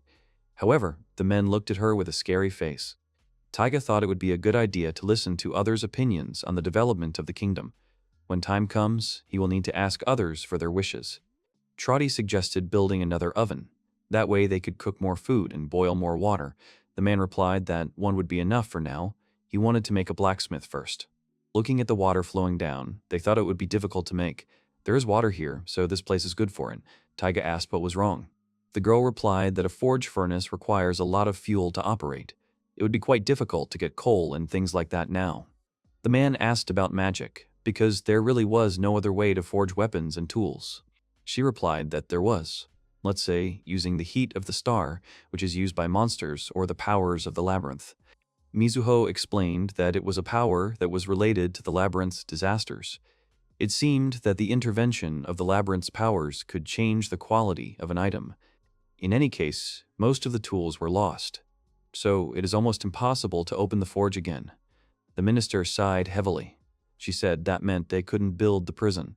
Trotty was indignant that she looked at her when she said that. The woman told her not to worry. She would solve her problem when she felt better. She would simply melt the anvil by rubbing it between her hands. The people present were amazed at what she was about to do. Trotty furiously asked the protagonist to tell them something. He asked her to be calm and said that they would find the anvil. As she was leaving, she said that she could handle forging knives and pots, so they could take their time. If they needed to forge anything, they should call her. At that moment, a man came and said that he had completed the task. Taiga asked if they had enough ropes. He replied that there was no need to worry. They cut grapevines and soaked them in water to make strong ropes. Taiga realized that it was just like on Earth.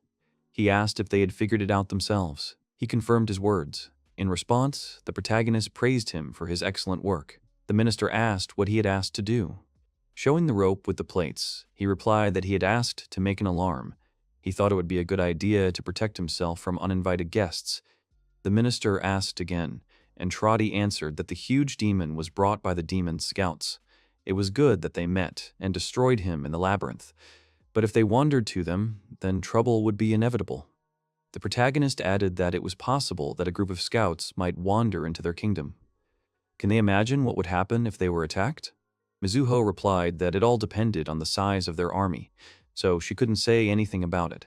But perhaps that huge demon was the head of the land, so they had no more problems. Taiga admired her optimism. Trotty asked what they would do with the captured lands, like the Ent Hills. The minister replied that the kingdom could freely dispose of the captured rooms. In other words, they became the property of the king. Taiga understood what the kingdom in the labyrinth meant. It consisted of many rooms connected to each other. When they approached the entrance, the girls asked him what they would do. Mizuho also decided to add about their lands. They currently do not have a single structure outside the kingdom. The protagonist clarified what she meant. Trotty replied that it was something like a farm or a blacksmith. He knows that blacksmiths are best placed close to water. That's why they often have separate rooms for them, which become structures. Taiga said that it made sense. They had to adapt the various rooms into structures to develop their kingdom. The minister agreed with him.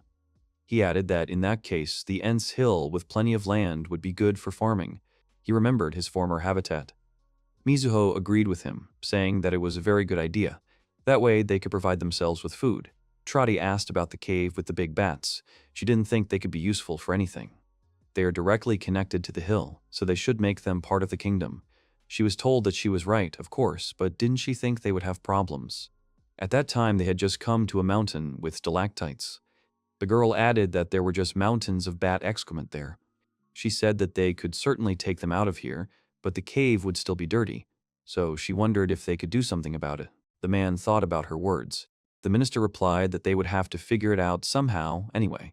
After all, if they really did develop the hill for a farm, they would have to carry water through these caves. The man decided that they would collect manure. Trotty was amazed by his words. He said that on the land they used manure as fertilizer, so he would like to try it here. It may contain orthophosphoric acid, which is a good fertilizer. Besides, he had once heard that it was possible to create gunpowder using saltpeter. Perhaps it could be done in this world as well. He asked if they knew if bat dung could be used to make gunpowder. Trotty replied that she had heard about it.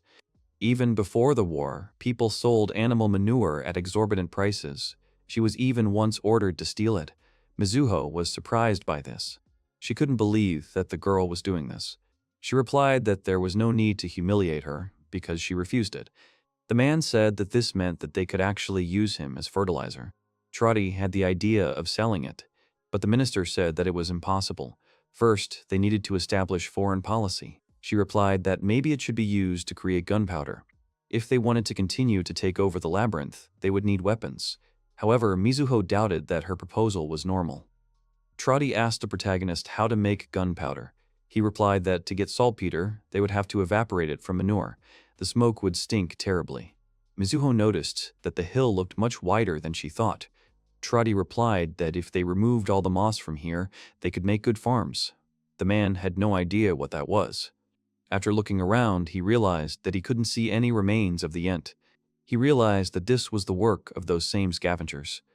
They had spent a lot of effort carrying the parts of the Ent to their house, and they had done it in just one evening.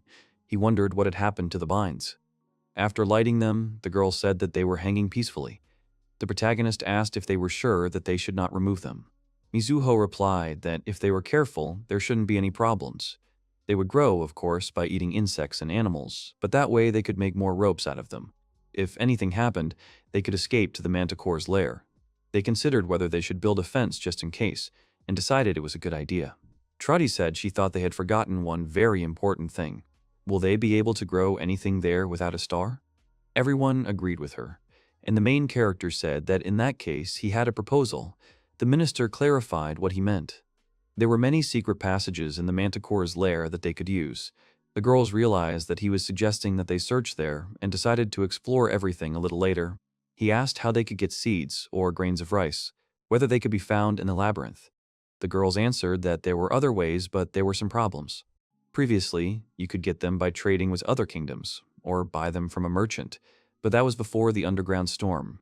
They are in a difficult situation. This is all because they have too little information about the territory around them, but the traders are also having a hard time. The storm has destroyed all their usual trade routes. Taiga thought about what he had seen earlier. He realized that they were isolated from the rest of the world. But still, he doesn't feel any danger in their situation. They can develop calmly. The girls cheerfully decided that they would think of something. He had already imagined what their kingdom would look like. It looked like hope. They were standing in the middle of a large open space. People were working hard with hoes, developing a new field. The protagonist remembered how a few years ago he was in Southeast Asia, Brunei. He was wearing sunglasses, looking up.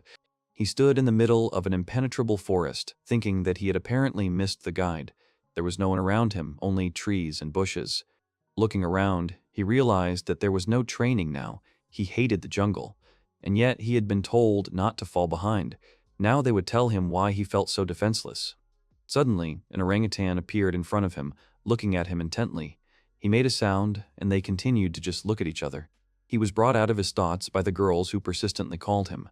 They asked him why he was in the clouds. He answered that he simply remembered how the orangutan kindly helped him. The girls did not understand him and asked him again that maybe he was just tired. Many days had already passed. He said that it was possible and continued to think about something related to defenselessness. They continued to ask him what he meant. He said he was thinking about what they needed to survive here. He asked if they thought they knew too little about the labyrinth.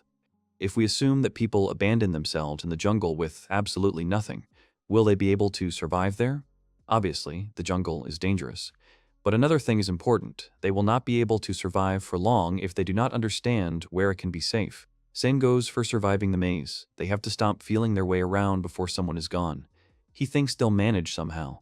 Trotty says they're winning one victory after another.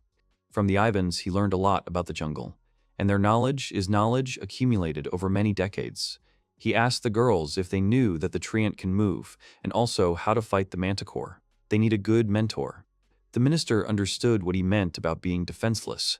Trotty added that it meant they had to find someone who knew about the monsters. If they could, they would have to suffer less. The protagonist wanted to avoid risks as much as possible. But what can we say about weapons? They don't even have medicine now. This means that even a minor injury can become a problem. At that moment, Trotty screamed painfully. The protagonist asked her if she was okay. The girl replied that everything was fine, but the wooden hoe was not very strong. You have to be careful. The minister told her to show her the wound so she could wash it. She replied that everything was fine. Taiga said that it needed to be treated, otherwise it could get worse. She agreed. There have been cases where people have suffered from germs that have seeped into the smallest wounds. They have no idea what kind of diseases they might encounter here. It is better to assume that they will encounter previously unknown diseases. But now they only have water and scraps of cloth available to treat their wounds. It's scary to even imagine what this could lead to in the future. Early in the morning, the Minister of Sweets was stretching, saying that it was a beautiful morning. She decided to go and wash herself while the others were sleeping. At this time, a suspicious man was hiding behind a column.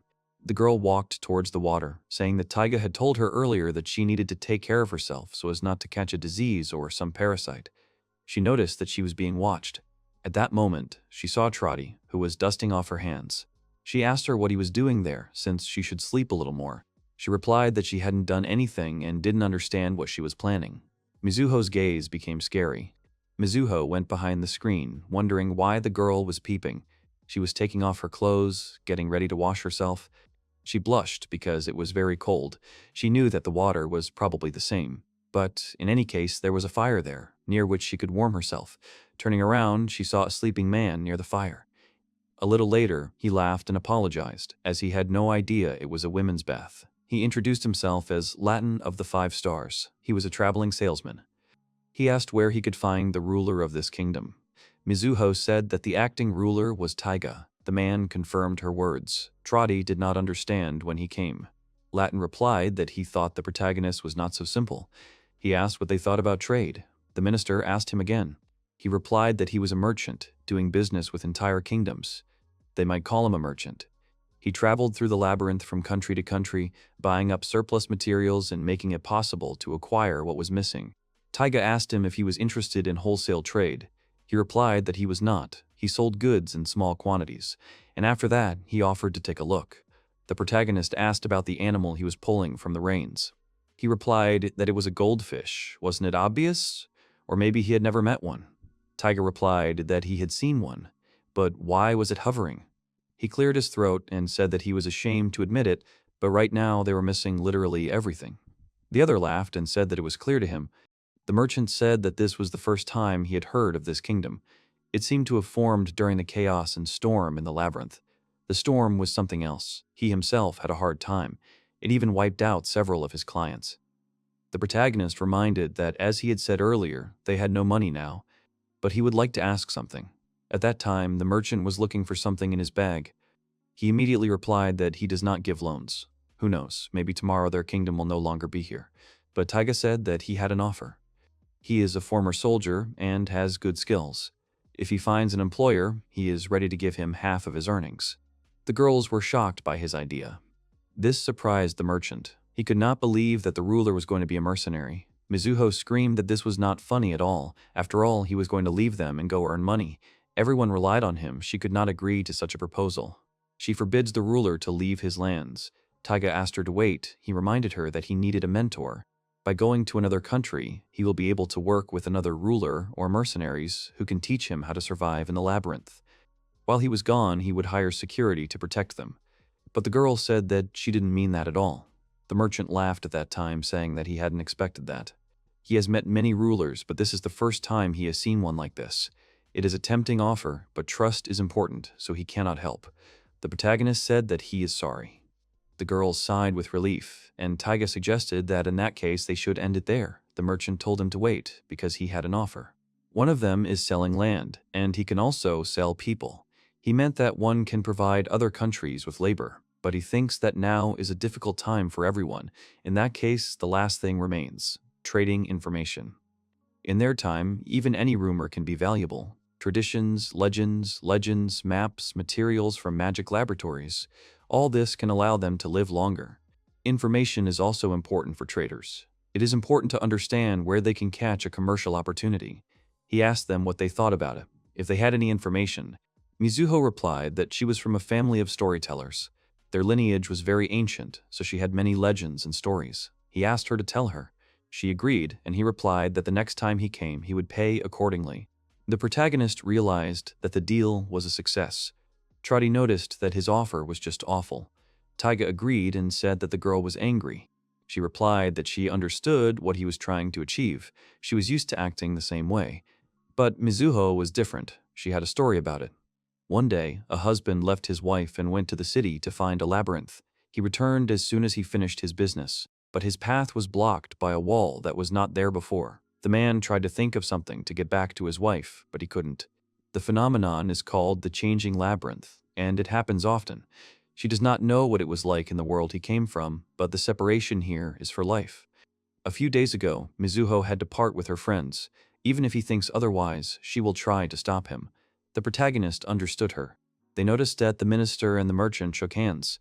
Trotty went to ask how they were doing. She was smart, but she could easily be worried. The girl added that she didn't want him to go either. It would be boring without him. The merchant was pleased with the deal he had made. Next time he would bring them goods, but they should not resell this information. The protagonist had one request for him. He asked if the item he could trade right away. He would appreciate the gun. Latin offered to make their first deal. But he had no weapons, except for some equipment. Taiga remembered that he needed something else. The merchant asked what it was this time. The man asked if he had any tea. People asked the merchant if he was leaving already. He confirmed and thanked them for the reception. He had managed to make some good deals. Mizuho replied that the first meeting was not pleasant, however. He laughed and said that he arrived late at night and did not know where to stay. As a result, he woke up with a piercing scream. Taiga asked how he got here, since no one even noticed him. There should be only one road to the palace. He answered that everything was absolutely correct. Pointing towards the gap, he said that he came from there. This surprised the protagonist. He did not think that it was possible to pass through there. However, the merchant said that he was wrong. Sitting on the fish, he replied that he had simply flown over. Taiga was again amazed that she was hovering. The girls admired this solution and wondered why they had not thought of it before. The men laughed again. He said it was no surprise. A simple merchant like him couldn't travel through the gaps. That was the province of mad heroes. Most people would go mad just looking down. Trotty replied that she was scared too, but she had gotten used to it. Mizuho was skeptical. The protagonist thought that this was a really big problem. Previously, he thought that they were protected at least from the side of the breach, but this is not so. This kingdom is completely defenseless. The merchant said that he had chosen a great place to build a kingdom, and that was how he found them. Taiga didn't believe his words. The merchant asked if he was worried about attacks. After all, he was the ruler. He suggested that he look at the wall that had been built. There was another kingdom there. It was quite inconspicuous. He decided to look before them, but he was met with crossbow shots and pelted with stones. It seems they are not at all interested in what is happening on the other side. Another thing is the main character is a completely cold-blooded person. The merchant was lucky. He did not intend to show it, but if that's the case, then it is possible. He asked Taiga if he wanted a weapon. He didn't understand why this one, because a crossbow would have been much cheaper. He replied that you could say it was his partner for 20 years. Latin said it was a little used. He asked him to tell him a little more about it. Holding a rifle wrapped in cloth, the merchant said that it had a wonderful history and had never even been resold, and it was created by an experienced blacksmith for the ruler of one of the kingdoms. It is quite similar to his. However, the ruler did not like it, and then it went to the merchant, as unused by anyone. If he answers, then Latin will give it to the main character. The protagonist thought that it was nothing compared to what Mizuho had. He said that it was a rifle. Thanks to the spiral track and the rotation of the bullet, the range and accuracy are increased many times. However, it also requires suitable cartridges, and it seems that loading it is not so easy. The merchant replied that it was incredible. He spoke so smoothly, as if he knew him. As he had promised, he gave him the gun and ammunition to boot. The protagonist thanked him and asked if he was just going to give him the black market goods. Latin said that it was not so. With his knowledge, he would be able to come up with something more interesting, and then he would ask him to sell him this knowledge. After that, he said goodbye and flew away. Taiga was again surprised that this fish could fly, after which he turned to the minister, apologizing for his recent stupidity. The girl replied that it was okay. She understood that he wanted the best, and asked him not to worry about what happened. Trotty laughed at her, saying that she was very worried. The girl hit her for this. Mizuho said that she was a little nervous during the barter. Trotty asked her why she kept quiet about the necklace. She replied that it couldn't be exchanged for anything anyway. In a few days, the promised goods should arrive. They will finally have seeds. Now they have weapons, so tomorrow they will go on reconnaissance. At that moment, a man came running, shouting that they were being attacked and that their farm and residents were in danger. They quickly ran towards the hill. They saw how monsters were carrying people away on carts pulled by boars. The frightened people inside the cages called out to their ruler, and the monsters grinned, looking at him. The protagonist realized that this was the same demon scout who had returned with his buddies. The minister realized that it was a demon war cart, and they were kidnapping their people. They prepared their weapons to fight them off, and the monsters rushed to attack them. The protagonist said that he would distract them, and the girls should not let the carts escape. This is probably only part of the group. Their goal is quite obvious. They only want one thing, and that is to eat them. Taiga jabbed the bayonet of his rifle at the monster attacking him. It was killed with one blow. However, the next one began to attack him, swinging an axe. His blows were very strong. He was very dangerous. The monster stood opposite, baring his teeth at the main character.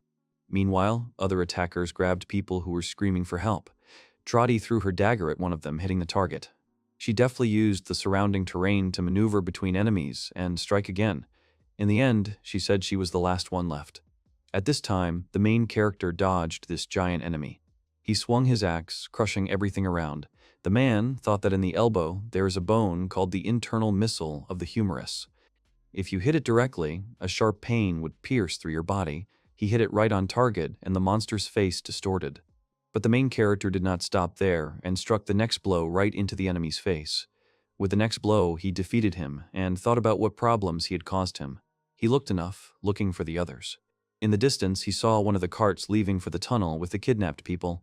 Trotty called him. She took one of the carts and told him to get in so they could catch up with them. Mizuho was treating people's wounds at the time. She said that she would sort this out, and he had to save the rest. The protagonist jumped onto the cart and agreed with her. He shouted to her that he was leaving the defense of the palace to her. She was to equip everyone with the gear she had received from the merchant. She agreed with him and asked them to take care of themselves. The carriage quickly set off. Further down the tunnel, they saw a cart moving ahead. Because of the cage, their cart was much heavier. Trotty asked if they were going to ram them. Taiga replied that he could be too dangerous at such a speed. He would climb on top of her and capture her. The girl laughed and said that they needed to make it before they got to their relatives. The cart was quickly approaching the opponents. When their wheels were level, the protagonist jumped towards the cage. He grabbed onto it, holding his weapon at the ready, while the opponent was ready to attack him. However, the main character threw him off the cart with one movement of his hand. The driver noticed that his partner was left behind and pulled on the reins. Due to the sudden movement, the two carts collided. They were quickly approaching a wall of stones. Noticing this, the monster began to laugh loudly. Trotty jumped onto his cart and stabbed him right in the head with her dagger. She said that because of him, they had to go through a lot. Now he would not escape. With one precise move, she finished him off. She shouted to the protagonist to stop the cart now. He told the people that they would be released now. They cried and thanked him in return. At that moment, he noticed that the wall had begun to collapse. They began to accelerate the cart quickly, trying to avoid the ceiling collapsing on them. The girl thought that there was a collapse, but the man said that it was something else. He noticed how, in the distance, someone was aiming at them. It was a ballista, controlled by another monster. He had already loaded it, preparing for another attack. Taiga shouted that he was attacking again, and they needed to find cover. Taking aim again, the monster inserted an arrow into the gun and fired straight at them. It hit one of the boars that was harnessed to the cart. This caused it to sway, and the girl tried with all her might to keep them on the move. They stopped. The enemy was shooting very accurately. The main character said that he would figure it out and asked if she could pick the lock. She said that he could, but she didn't understand how he could deal with an enemy who was so far away. She added that she didn't know what world he came from, but he couldn't get into the labyrinth with a weapon like that. He just didn't have a chance. At that moment, the monster was already charging up the next attack. The protagonist, dodging shots, thought that he believed that the inhabitants of the labyrinth were afraid of wide and open spaces. So the monsters adapt too. Stopping, he rolled along the ground, realizing that the target was about 300 meters away. This rifle should definitely handle it. The protagonist and the monster's gazes met, both of them holding each other in their sights. Taiga thought that he had always been good with a sniper rifle. They were opposite each other. The monster was on a raised platform at the transition between buildings, while the protagonist was sitting on the ground. Their shots were fired simultaneously. The arrow flew towards the protagonist, while the bullet hit its target directly, causing the monster to be thrown back. Taiga looked at the approaching attack with confidence. He didn't even move when the arrow missed. The protagonist stated that the target was vulnerable. He didn't take his eyes off it until the very end. People were shouting that it was incredible that he had hit the target. They were saying that he was just a demon. The main character shouted that someone might have heard the shot, so they had to leave. The enemy was already close. At this time, the monsters were gathering together in their weapons. Their leader stood on a high cart behind the others. One of them struck a gong, and they set off. At this time, people were discussing whether the monsters could have set up an ambush and whether they were already in their domain. The protagonist said that they tried to lure them out by sending their most mobile units. It seems that they ruined their plan by dealing with the bait. The protagonist was sure that the ballista was supposed to act together with the main squad. The girl said that, in other words, they want to attack their kingdom. They need to get back quickly and prepare for defense. The man asked if demons were even capable of planning so clearly. The girl replied that maybe they had a wise leader. He thought that the big guy was the leader. Demons only subjugate those who are stronger. Probably there was a suitable one among them. Moreover, he has a good organization. This is indicated, at least, by the prepared carts. It seems, but did not encounter a formidable enemy. At this time, they were distracted by the sound of an approaching gong. They saw the monsters approaching them quickly. Taiga realized that this was the advance party. The man asked him what they would do. They would not escape from them on this cart. The protagonist replied that the main goal was to save them. He would buy time, and they had to retreat. Trotty screamed that this was just madness. She didn't understand what he could do alone. He replied that he would think of something. The girl was against it, saying that then she would stay too, because she was his escort. However, the main character shouted menacingly at her that in that case, this is an order, she must leave here. The girl clenched her teeth in displeasure, after which she cursed. As she climbed into the cart, she shouted that he should know that she liked foreigners like him, so he should stay perfectly fine. Taiga thought that he didn't even have time to reload. At this time, the monster was already aiming at him. He thought about the girl's words. At that moment, an arrow hit the ground in front of him. He decided that he would somehow cope, because he was not going to part with his life here. The monster shot at him again. The cart was getting closer and closer, but the protagonist managed to hide behind the boar. He was surprised that the ballista arrow was steel. It was too heavy to use as a weapon. Pulling it out of the monster, he threw it towards the enemy. With this blow, he was able to hit the legs of the boars that were harnessed to the cart, causing them to lose their speed. The boars turned over, and the cart flew ahead of them. From this blow, it crumbled into small splinters. A curtain of dust rose, from behind which the main character was not visible, who was already preparing to attack one of the opponents. He cleverly used the atmosphere to attack the monsters, who, due to the lack of visibility, simply struck wherever they could. They tried to react to the sound and strike where it came from. This made them very angry. However, this did not hinder Taiga in any way. Going behind the monster, he delivered precise blows, leaving no chance for a counterattack. When he cleared everything, he realized that he needed to run to the palace. Unlike the army, there are no attachments that make running difficult. Suddenly, he felt someone approaching. He didn't understand what strange aura was coming from this creature. Could it really be the leader the girl was talking about? He realized that this was his chance. By destroying him, he would end this battle. At that moment, a monster with large horns and two swords jumped out of the ceiling. It was a deer-headed one. Standing opposite each other, they watched attentively. He realized that the monster was getting in his way again and took aim at it. He needed to quickly eliminate the obstacle with one precise shot. Meanwhile, a creature in a black suit was watching from above. When a girl arrived at the village, they asked her if they had really been attacked by demons. They hoped that those who had been taken were okay. Mizuho told everyone that they didn't know how big the demon group was. She urged everyone to take up arms and be prepared for another attack. People grumbled that it was no use. They don't even know how to handle it. They'll all just get eaten, so wouldn't it be better for them to just run away somewhere? But there was nowhere to run. The only difference was that either they would die of hunger or they would get eaten. The girl asked everyone to calm down, but no one listened to her. At that moment, Trotty, who had come out of the tunnel, called out to her. The minister was glad that she was okay. However, she wondered why he stayed there. The girl replied that he did it so that they could escape. Thanks to him, everything is fine. Mizuho didn't understand how they could handle everything without the main character. Trotty replied that she was going back to him, so everything here was on her. She shouted for the people to help her get the cage off the cart. The minister was against it because they were creators. It was their duty to protect the common people. She couldn't let their fighting power drop any further. Trotty was outraged by this because it meant they would just abandon the man there. But Mizuho was saying that if the kingdom was destroyed, he would have nowhere to return to. Didn't he stay there to protect the people? She understood that everyone was worried, but they couldn't lose that worry. Their enemy is not anxiety, but demons. They can win if they unite. They will protect their kingdom, standing shoulder to shoulder. At this time in the passage, the main character was shooting from his gun at the enemy. However, he quickly repelled each attack. Taiga thought that he was very strong. When the man tried to attack with a bayonet, he stopped his attack with two swords, and then immediately counterattacked. So he realized that if he showed his back for a second, he would destroy him right away, but time was running out.